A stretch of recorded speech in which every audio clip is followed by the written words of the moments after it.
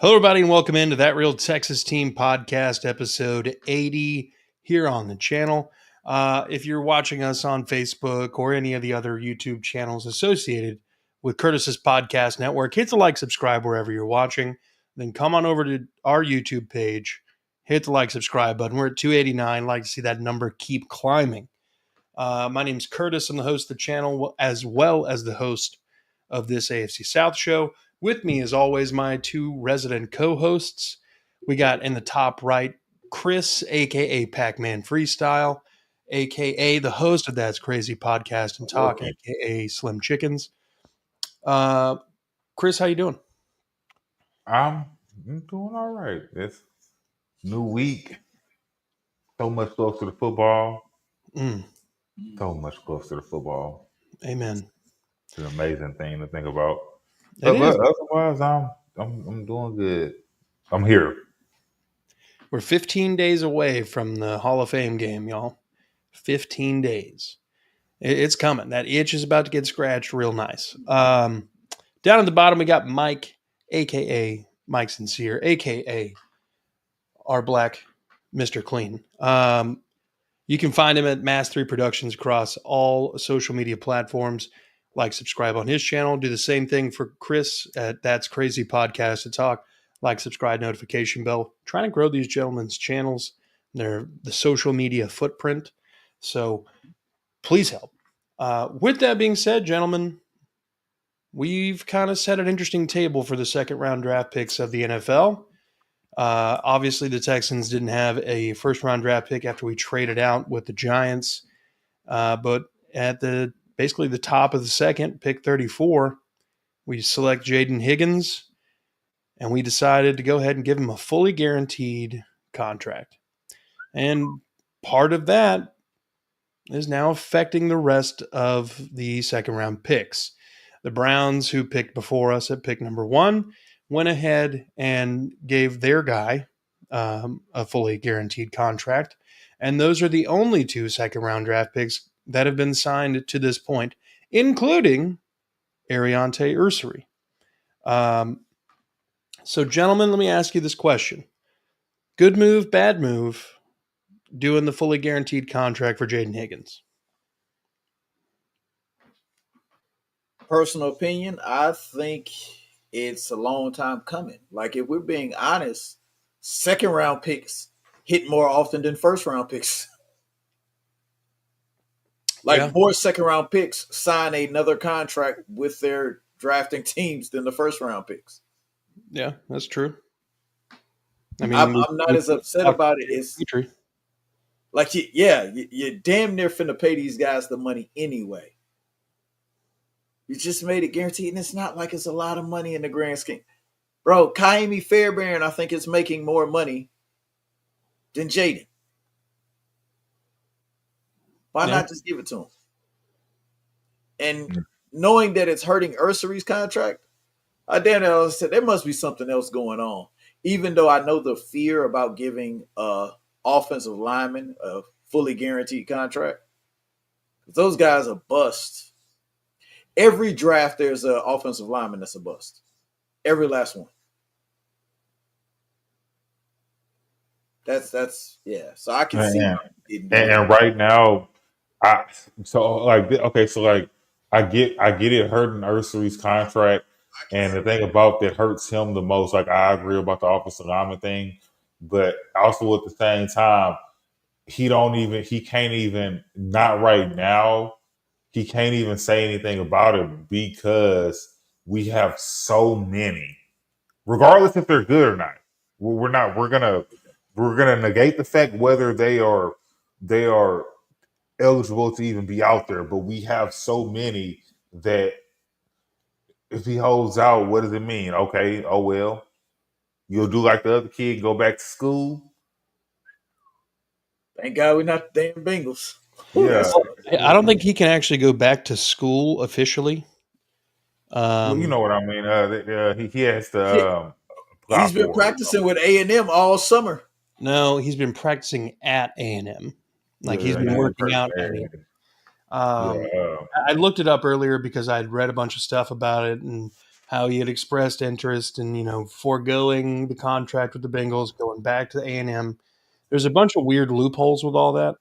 So essentially, if he doesn't play a single snap this season for anyone in the 2026 draft, he can get drafted by any team except for the Bengals.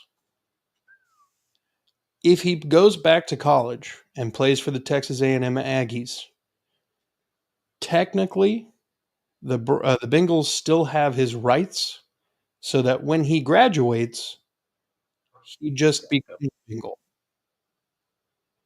The only way out of this for him is to not sign his deal on the Tuesday after week 10. If that happens, then he is eligible to put his name in the draft again, and he'd be the first player since Bo Jackson to be drafted twice. But he does understand that the NFL is a billionaire boys club. Mm-hmm. Bro, he may not get drafted at all. Because if you don't believe me, ask Shedeur Sanders. Mm-hmm. I mean, fair. Yeah. Shedeur Sanders, Michael Sams.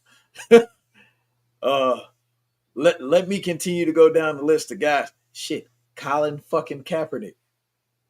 Whether you like the guy or not, I know he's better than some of the quarterbacks that are still currently in the NFL. I mean, yeah. Can't really argue with you on that, but that's just because you got to have some bad quarterbacks to kind of really make you appreciate the good ones. Get it, but god damn it, the Giants would have killed for him last year. Shit, this year they might still kill for him. I mean, hell, they got Russell Wilson, Jameis Winston, and Jackson Dart, and Tommy DeVito.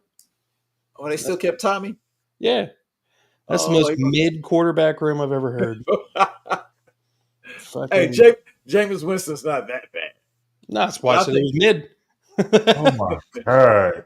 Hey, so I love Jameis, but Jameis is one thing about Jameis. You want to bet on Jameis?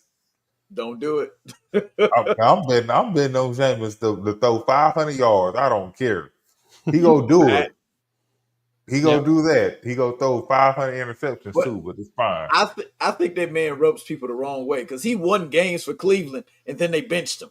I was like, what? Yeah. Like, who else do you have? Yeah, for real. Jameis, what a character. Famous. Oh God, it's crazy. So we got off subject. We were talking about Ariante. But with Ursary being unsigned to this point, he can't, under the collective bargaining agreement, he cannot participate in any training camp events until he is under contract. So if I'm the Texans, I'm trying to move on that fast. What's the chances he's the next second round pick signed? I say he's within the first 10.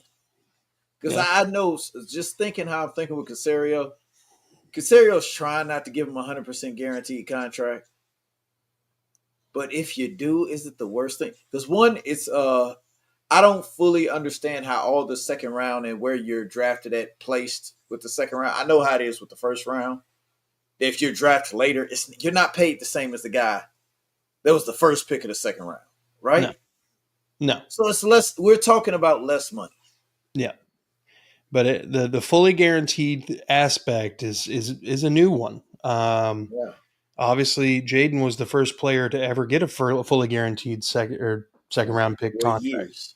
So, the NFL's kind of in a weird stalemate right now. But Ursary, being a position of need, being a rookie, needs to be in camp just so we can see if he can actually push Cam Robinson or Blake Fisher out of a starting lineup. I'm not comfortable with either one of those guys starting. So, yes, get him here. And then also, nobody's talking about this, but Trent Brown, who's not healthy yet, who probably won't be healthy until midway through the season, is a vocal leader in the offensive line room. Oh, fuck he. Well, a guy that big, he said he Yeah, tell I'm about people. to say He big enough to tell people whatever the fuck he want. Yeah, he's Did huge. you see? Did you see the picture of him standing next to Ursary? Yeah. Ursary's a massive man, and he looks small. It's like, wow. And he can't stand up straight yet. So Yeah. Oh man. shit, he might just be kept around to keep people in line. Jimmy? Oh, yeah, we didn't bring up Jimmy. Who? What are we missing? Who's Jimmy? Jimmy Ward? Oh, yeah, I Jimmy thought Ward. Yeah. Yeah, we Yeah, talked we about him didn't. last yeah, I thought we Yeah. talked about him. What they call it? Jailbait Jimmy. Yeah, yeah, that's 100%. Man, you know, I gotta get off subject real quick, but Mike, what's his name? What's that dude that used to play for the Rockets that just got that case? Man, Ben, is it Ben? Oh, Ben McLemore. There you go, Ben McLemore. I wanted to Great. say McLemore, but I knew that wasn't it. Oh, Yeah, I wait, know, and he you did can't it say that on too. the internet. Great. I'm sorry. Great. We can't say the R word. Hey, he Yeah. did it too. I'm so upset about that because he did He it. 100% did it. I'm like, bro. My bad. I just that made me think about it when we talking about because that just But no, happened. Like, hey, but at least we're not the Cleveland Browns. That's true. yeah, Quishon Judkins getting that DUI, Mason Graham throwing up at practice. Oh, you didn't see the other part about Quinshawn Jenkins, huh? Oh, did he punch his lady in the Judkins. mouth? Yes. Yeah. I'm like, bro, you do understand you're the important one. Pull over and tell her get out the car. For real. It's my You car. walking home now. Yeah. Yeah. Ursary not being signed is a problem. We've got to get that done. We got to figure out as soon as possible what we've got with him, Jamie. Yeah. Beyond that, though, I want to take a minute to kind of talk about some of the work in the community that the Texans are doing that isn't getting quite enough attention, in my opinion.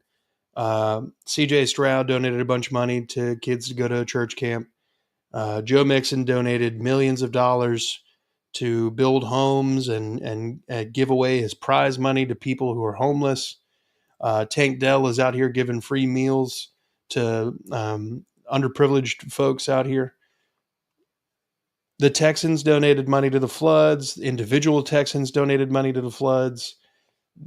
The outpouring of community assistance from this organization is not getting the spotlight shown on it. The NFL does a lot of things really, really well. This is one of the things that they need to do better about, is bringing more attention to the work that these young men are actually putting in the communities that they're playing. Because it's not just the Texans. All of the teams have guys doing this. Yep. Everybody has at least a couple teammates who, grew up in a house that didn't have a dinner every night, or, had to go next door for, clean clothes or some shit. People are trying to help. People need to be brought up and showered in appreciation for it. So for me, thanks Texans guys, CJ, Tank, Joe, y'all really out here doing the damn thing. Proud of you, really. I'm proud of. Like I said, this is starting to be a thing to where the Texans players, team, organization, we're just good at this shit. Yeah. We don't wait till, now the Red Cross is asking for, the Texans already sent how many million? And then they sent bodies. They sent people over there. Yeah. It's not a photo op. You because we don't have any pictures of it. It's not a photo op. People needed help. Texans get out there and do it. Damn right. And for first time ever, us and the Cowboys. Wow. Yeah. Hey, it just takes a little bit of natural disaster to bring people together, I guess. Could be worse. I guess. And actually, it's the Cowboys. It couldn't be worse. But, uh, Thank you. Joe Mixon on his Walter Payton Man of the Year campaign already. Yeah. Get it. Cool. Realistically, I can't imagine anybody else who's getting the nomination from the Texans, at least. I have one final piece of conversation before we get into the top 5 of our top 25 Texans of all time. And this one's going to be a little bit more involved. Uh-oh. CJ's walking into year 3. Well, he has a 5-year deal if you include the 5th-year option. And after the 3rd season, the team is able to start negotiating for a long-term deal. So this season is very, very important to CJ Stroud's development and to the future of the team. So what I want to ask, gentlemen, do you think that last year was closer to what CJ is going to be all the time? Or do you think it's closer to the first year? If he has a year that's better than last year, but not as good as his rookie year, what kind of money do you think that gets him? Like, where does that put the future of the Texans if he's somewhere between the two? Okay, so my honest opinion on that is a lot of it's going to also depend on what the team's success is. So if it's, like you said, if it's kind of in between, if it's better than last year, but not as good as his rookie season, and let's say not Super Bowl, but AFC Championship, they're going to say CJ led us to the AFC Championship. CJ's going to get paid. First time in Texans history. Hadn't happened yet. So if that happens, and that's just my opinion, he's going to reset the market. Okay.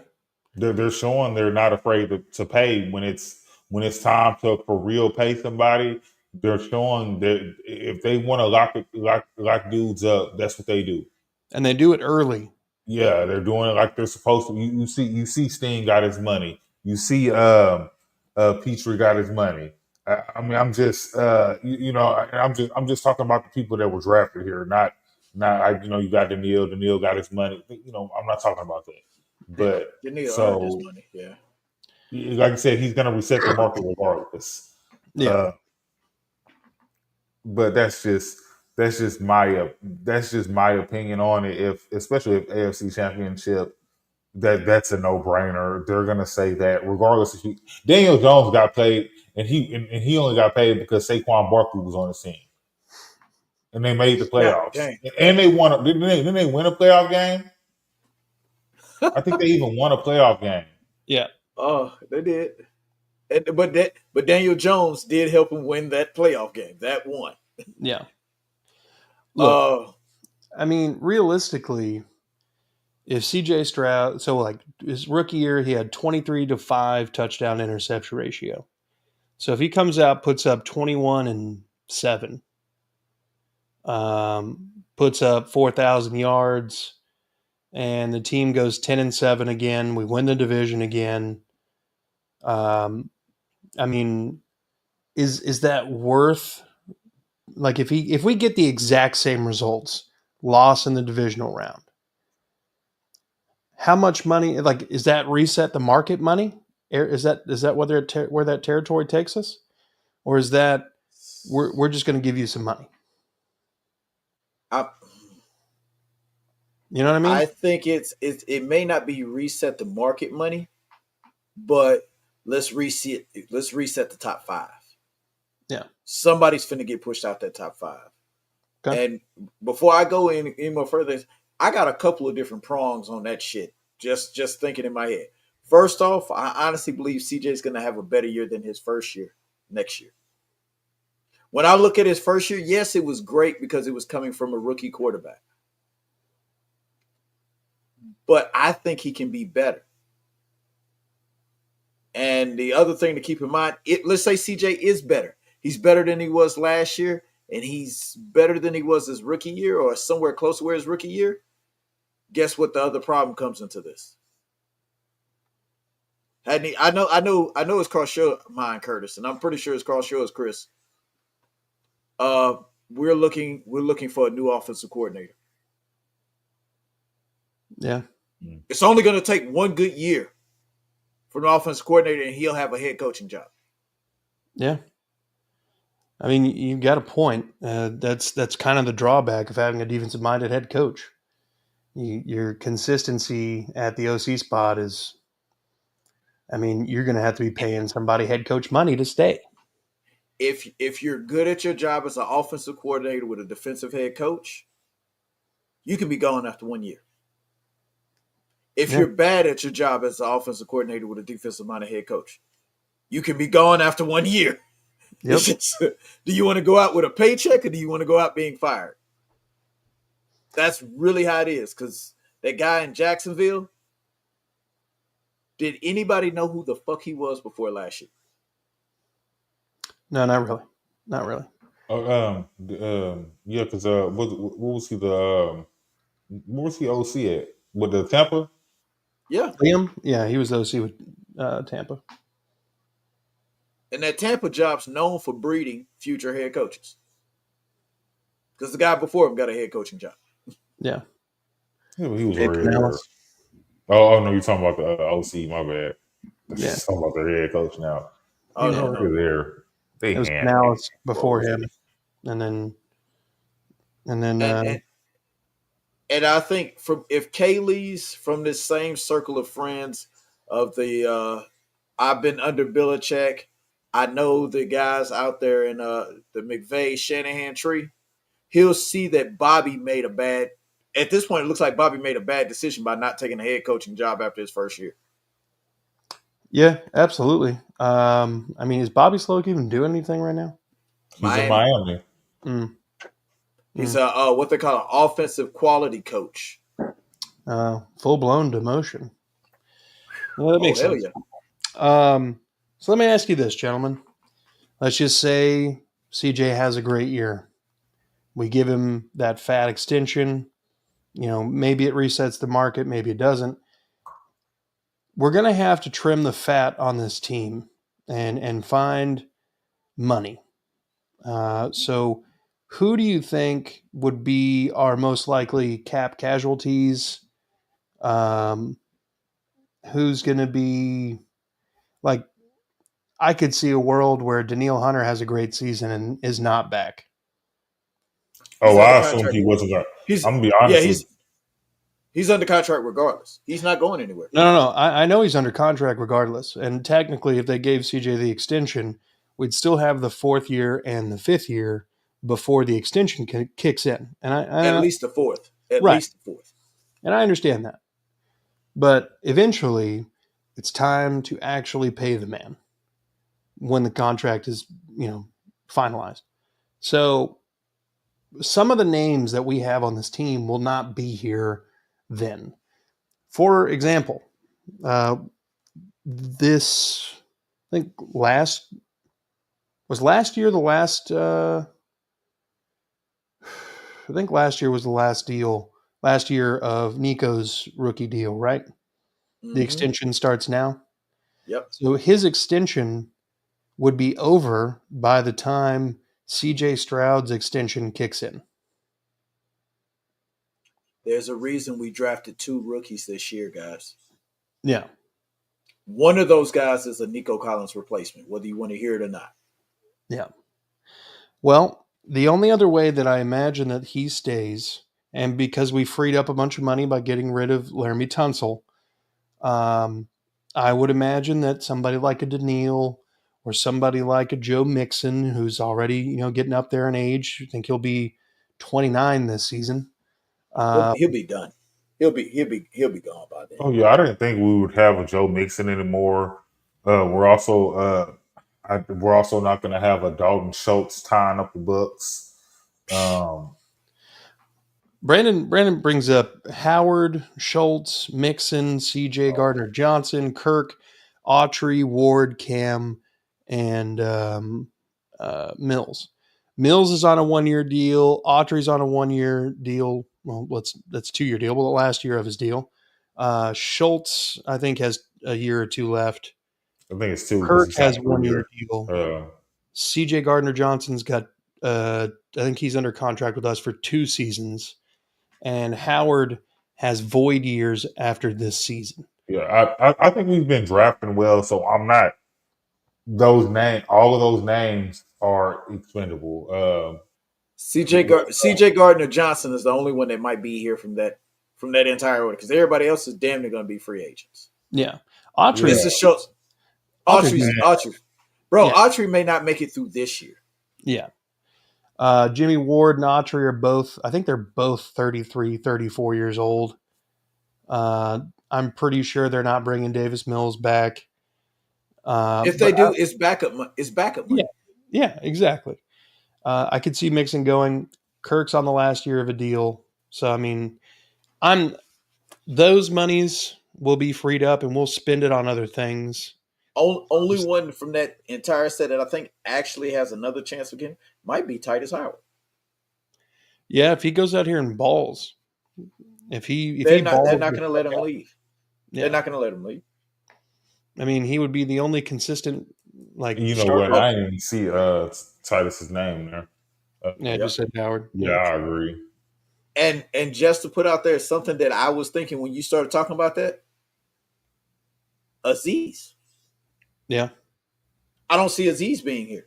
Yeah, but I also think that we're going to draft and fit. They've been doing very well, especially since D'Amico has gotten here.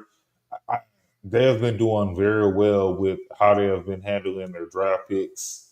Bro, they love Henry T. Yeah. And I'm going to be honest with you. Henry T can pretty much show you. He's played every linebacker position on our team. Mm-hmm. Yep. And from the fact that Azeez's pass coverage has not gotten better. I mean, he's a good linebacker. But is he great? Right. Let's see. Yeah, Harris won't be here. There's no way Harris will still be here. I can just let him walk. The only way Harris would still be here is if the light bulb flips on and he shows us more of what he showed us 2 years ago. And we ain't gonna see that. I'm not doing that. I don't believe we go see it. No, not great. There was too much. We still don't know what happened last year. And for this one, for you, Chris, and we can get off a Juice Scruggs contract too. Oh man, I forget about him. I'll be trying to. So I think we've got 13 linemen, maybe 14 linemen on the roster right now, offensive linemen exclusively. If Jake Andrews, who's been running with the ones all off season, actually ends up the starter, I don't think we keep 3 centers. Nope. I don't care that they have positional versatility. I think you keep 1 center with positional versatility as a backup. And honestly, that's Jaret Patterson. They like Jaret Patterson. If Jake Andrews wasn't here, Patterson would be the starter. Yeah. What did y'all pay Cam Robinson overall? I think 14. It was 1 year, $14.5 million, like up to $14.5 million. I don't know what the low end is. It's like $9 million. Yeah. If he starts every game, he keeps his penalties under something, then it's 14.5. Yeah. Brandon says I ignore the rookie contracts because they're cheap. I just say don't extend them. Jake Andrews gives young Jason Kelsey vibes. God, I fucking hope so. Whoa. Look, the best center in franchise history was a guy that was an outcast at Denver. We brought him in, fit our system like a glove. The best thing that could happen with Jake Andrews is that he does the exact same thing and usurps Chris Myers as the best center in franchise history. Bro, Jake. Oh, yeah. He'll be gone. Yeah. Oh, hell yeah. Yeah. Put them side by side and compare. That'd be nice. I think we can do that eventually.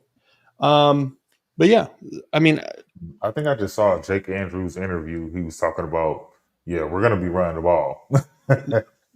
well, and Bro, with the fact that Nick Caley took all of the blocking assignment responsibilities out of the offensive line's hands and put it all in CJ's hands. I which mean, was and there's people saying, "Oh, CJ's not going to be able to handle it." Bro, it's what he did at Ohio State. What's that? It's yeah, what he did.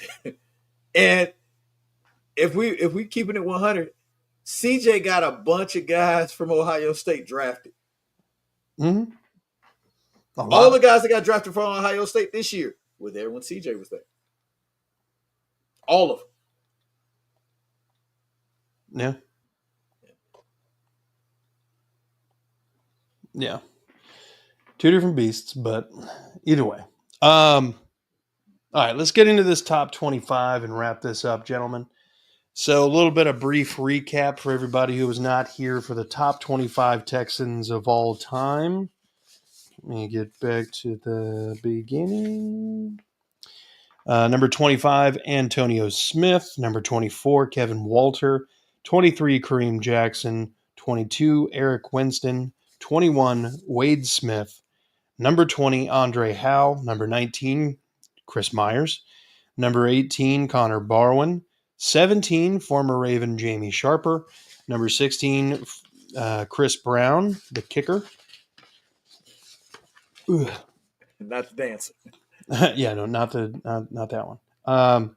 15, Whitney Merciless. 14, Lamar Miller. 13, Owen Daniels. 12, Dwayne Brown. 11, Shane Leckler. Number 10, D'Amico Ryans. Number 9, Jonathan Joseph. Number 8, Mario Williams. Number 7, Matt Schaub. And number 6, Brian Cushing. So that leaves us with the top 5. Andre Johnson, DeAndre Hopkins, J.J. Watt, Arian Foster. I think you just named them all. Well, you got one more. You got one more. Oh. Who?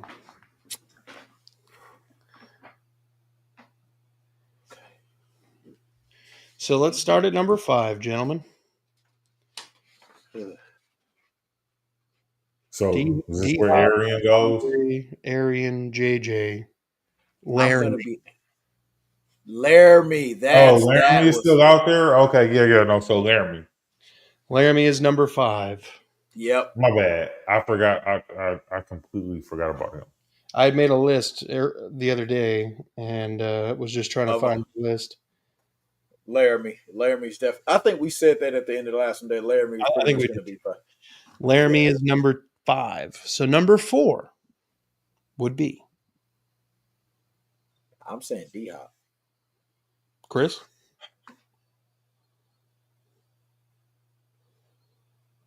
Man.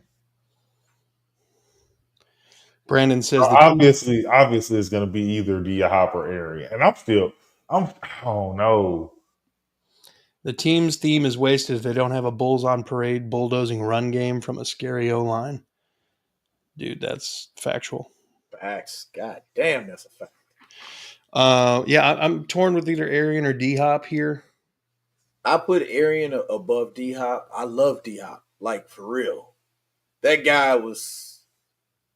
I'm just saying, because, like, man, we got to remember, like, he was great, and we had no quarterback. And we've never had a quarterback. Hold on. The guy that's going to be a number 2 and number 1. Yeah. Trevor says, it doesn't matter if he can read blitzes and assign blocking if they can't do anything about it. I mean, look, you're not wrong. That's why they brought in a new O-line coach. That's why they brought in a lot of turnover in the offensive line room. That's why they got rid of Laramie, because while he was giving you great pass protection, fucking phoned it in on run blocking and gave you a lot more pre-play penalties than you're ever going to ask for. That man had more yellow flags than the entire fucking World Cup himself. It's true. It's fucking bullshit. But yeah, DeAndre Hopkins at 4. That's why I just feel I'm because cool with that. I mean, I'm cool with that. Me personally, the only definite, in my opinion, was Arian. Well, not Arian. Shit, Andre. Laramie. No, I'm talking about. Oh, fair I'm enough. talking about for where you knew. The rest we kind of know where they're going to be, but you know what 3 and 4 are going to be. You know what 1 and 2 are going to be, but just what order you put it, and it's a toss up either way. Yeah. All right. So number 3, Arian Foster. Gotta be. Oh yeah. And the reason why I say that is that's our best running back in NFL in our team's history. Yeah. And he happens to be one of the better running backs in the NFL history. Trevor seems to disagree that D-Hop is better than Arian. And the only argument I'm going to make about this is this. Is DeAndre Hopkins the best wide receiver in Texans history, Trevor? Is he better than Andre Johnson? That's the only argument you can use to keep him below. It's good enough. And I agree with that. Look, Trevor, I'm not saying that DeAndre Hopkins doesn't have some of the best catcher's mitts of all time for hands. He does. He's got a steel trap. But in the scheme of it all, DeAndre Hopkins is the second best wide receiver in Texans history, statistically, and length of time played for the Texans, or any other metric you want to pull up. Hey, that's not his fault though. Well, it might be his fault, but it is the way the public see it. Okay, but Andre Johnson's the best wide receiver. You want to put Arian Foster is definitely our best running back in franchise history. The argument is, to me, I feel like Arian Foster's, got basically about 8,000 scrimmage yards as a Texan, 70 some odd touchdowns.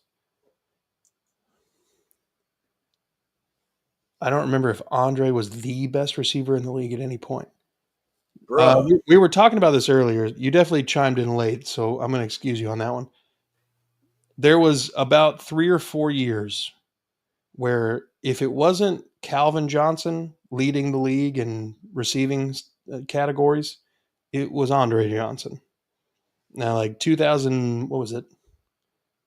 2010 through 2013.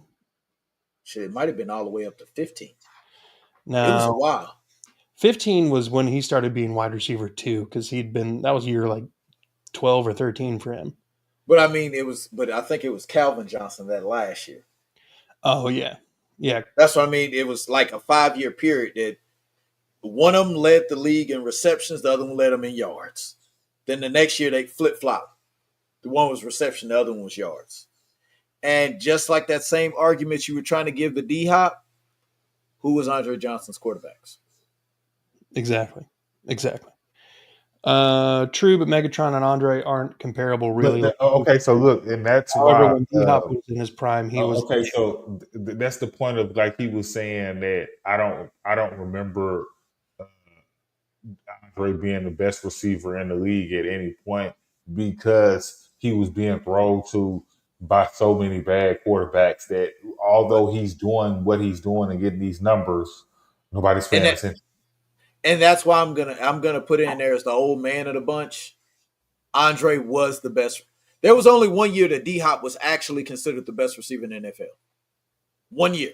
And that was the last year he was with the Texans. Correct. Yeah. Before that, he's right on the cusp. He's right on the cusp. And great. Now Bill O'Brien ships him out of town. Yeah. Now that's not his fault, but it ain't like we're giving this man a trophy for real. Yeah, well, fair enough. It's also true. So look, I feel Arian goes over D-Hop still. I think Arian. No, I mean you gave a clear-cut reason why, and I'm fine with it. And I'm actually, as we're talking about this, I know who I feel like 1 and 2, how it would order it should be now. But after having this conversation and when we were kind of pre-gaming before, it kind of led me to what my decision is on that. Okay. So what's your top 2 look like? So I'm going Andre 2, JJ 1. I mean, I'm honestly, with you. you I'm can't with you. really fight it. You know what I mean? But I'm if with you you. get it the other way, you still can't fight it. Yeah, You really can. I, The only thing I would give like that to what JJ's done stuff in NFL history that's never Yeah. been done. yeah, and 3-time defensive player of the year, like and Should have been the MVP. Yep. exactly like 20 sack years, like Did what did he say? 20 sack year, and then the man put up like 3 touchdowns on offense just to fuck with you. yes. Yeah, he had 5 touchdowns that year because he had a strip and 5. score Okay. and a pick 6. I forgot about those two. Yep. Yeah, it And wasn't. what? Oh, and led the league in deflections. He led the league in a defensive back. Okay, so look, and All right. Hold on. Trevor made another good point here. JJ has no comparison other than Aaron Donald. Sorry. There have been others similar to Andre. Andre was the first of his kind. Andre was 6'3", 235 pounds, could jump out the gym, and ran a 4.4. Yep. It wasn't until Megatron, which was drafted like 6 or 7 years later, that there was a wide receiver who was physically comparable to Andre Johnson. And now that's commonplace. Yep. Like all the wide receiver, like DK Metcalf. Who were some of the other guys? We were talking about this earlier. I can't remember any of the other names. DK Metcalf. Well, shit. Let's put it in perspective. Jaden Higgins, Xavier Hutchinson. They're all built like Andre. Yeah. And Nico. They're all built like Andre. Yeah. And one of those guys is a rookie, and another guy is a guy that might be unemployed in a couple weeks. Yeah. MVP Aziz Al-Shaair with 25 sacks, 15 interceptions, 200 tackles, and 4 QBs sent to the ER. Oh, God. He's going to be investigated. JJ is debatably the GOAT of his spot, though. I would not disagree with that at all. Reggie White was considered the GOAT of his spot till JJ. Yeah. Again, I mean, Andre. Like it just became clear when we were having, especially when we were having the Hall of Famer talk earlier. That's because like that'd have been the only argument you could have gave Andre, but then he wasn't even a second ballot Hall of Famer. We're assuming that JJ is going to be a first ballot. Yeah. But let me point this out real quick. So Trevor says, right, but even if you take out physicality out just productivity alone, receivers have produced similar. No one does JJ Watt stuff. Like I love JJ even as a Jags fan. First of all, JJ was as close as he could be to being the face of the NFL for a very long time. From a defender. As a defender. And then also I want you to think about all those receivers that you were sitting here thinking that produced similarly to Andre Johnson, Reggie Wayne, Calvin Johnson. Who did they have throwing them the ball? Nobody. And then factor in the fact that Matt Schaub and fucking David Carr were the primary quarterbacks for Andre Johnson. And he still put up those kind of numbers. Reggie Wayne had Peyton and Andrew Luck. Marvin know what Harrison. I mean? Yeah, Marvin Harrison. Like all the guys you can name, there's a quarterback-receiver tandem. Quarterback-receiver tandem. Matt Schaub's best accomplishment was that he made the Pro Bowl 3 times. He got the MVP of the Pro Bowl. I'm not even trying to be funny. Like I didn't even when we got Matt Schaub, I was like, "Who is this guy?"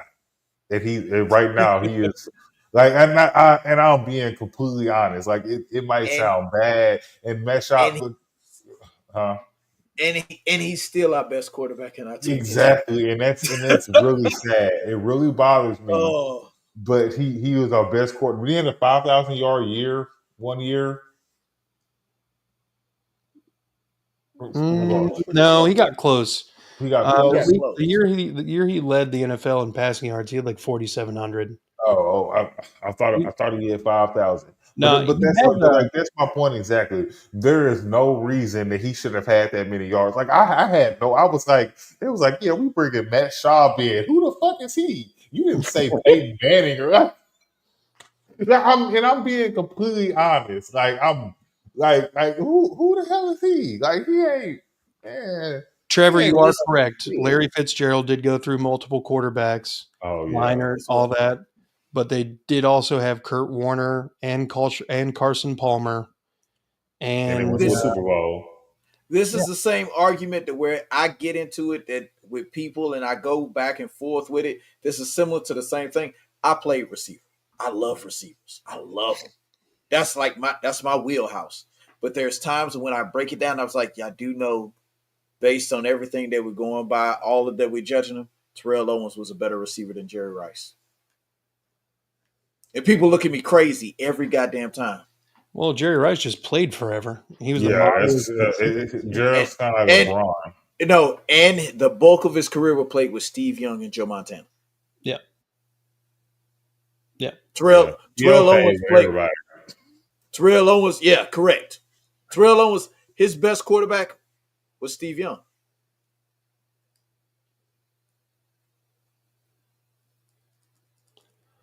Hold on, what Steve Young did he have? He had old Steve Young in the 90s. So, but didn't he have Donovan McNabb?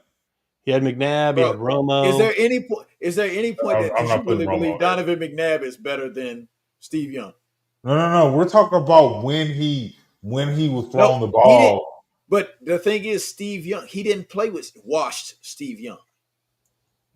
Brandon asks a question, Mike. Be sincere. See what I did there?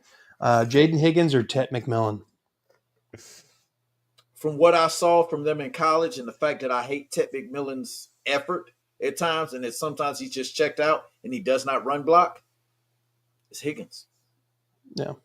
To me, Higgins was, if not one of the best receivers in the draft. And that was before the Texans drafted.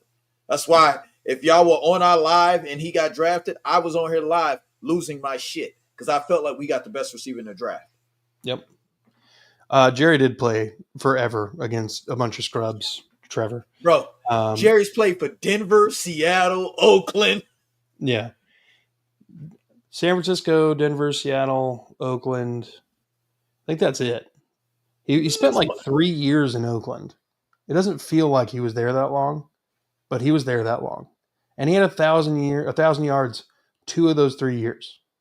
You know what? The one thing that I've never forgot to why I remember that he played for Denver, because I remember they did an interview with him after one game and he took off his helmet and his braids started back here. And I was like, yeah, he's old. Let it go. Let it go. Yeah. Brandon says, I didn't realize they were the same height, but Jaden has longer arms, is faster, and has better hands. Yeah. But the main point being J.J. Watt was the league, bro. Was the league. Bro, when you thought mean-ass, hard-nosed football, it was J.J.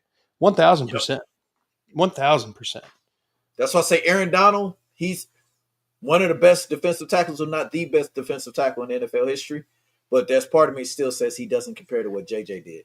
He dealt with a different level of football. Trevor, you have a point, but I also like Megatron is a fucking nickname. You know what I mean? It helps people remember shit.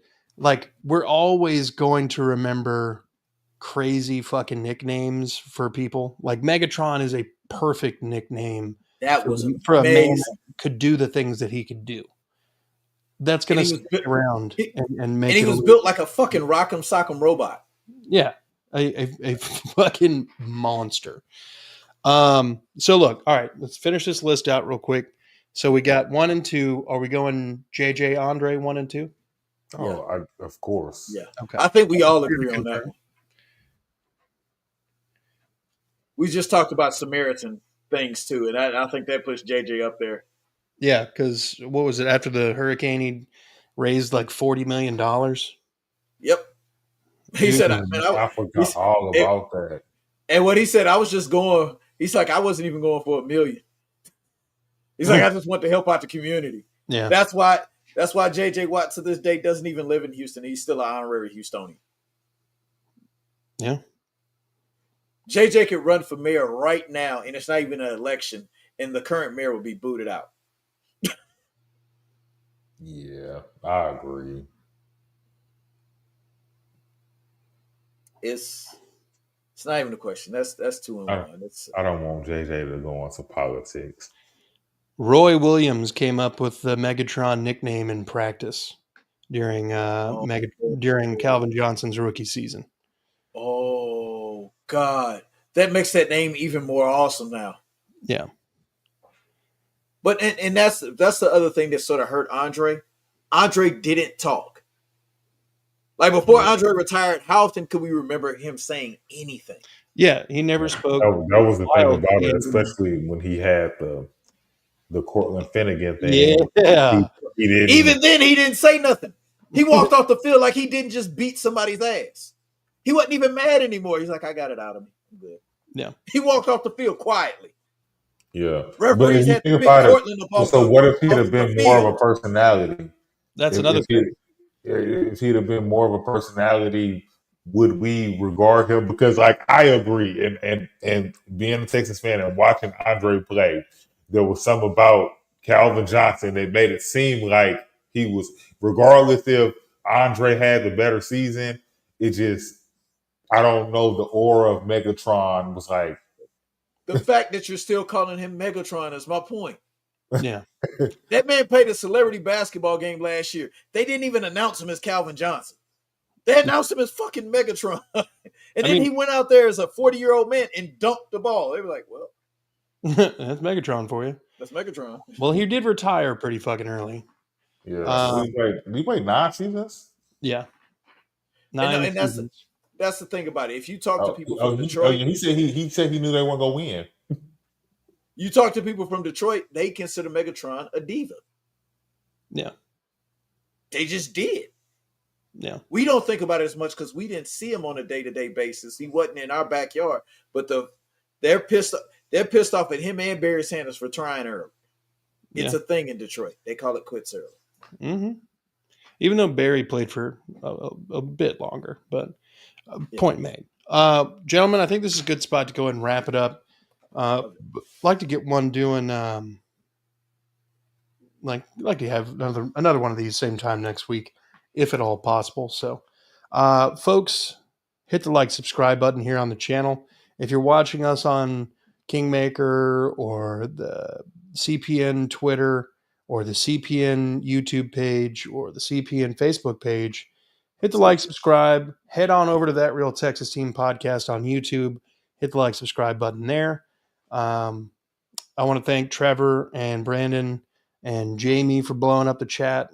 You guys make this a lot more fun, so I appreciate y'all. Head on over to Mass 3 Productions, like, subscribe, help Mike grow his channel. Head on over to That's Crazy Podcast and Talk. Do the same thing for Chris, help Chris grow his channel. Most of all, folks, be good people and fuck the Cowboys. Always.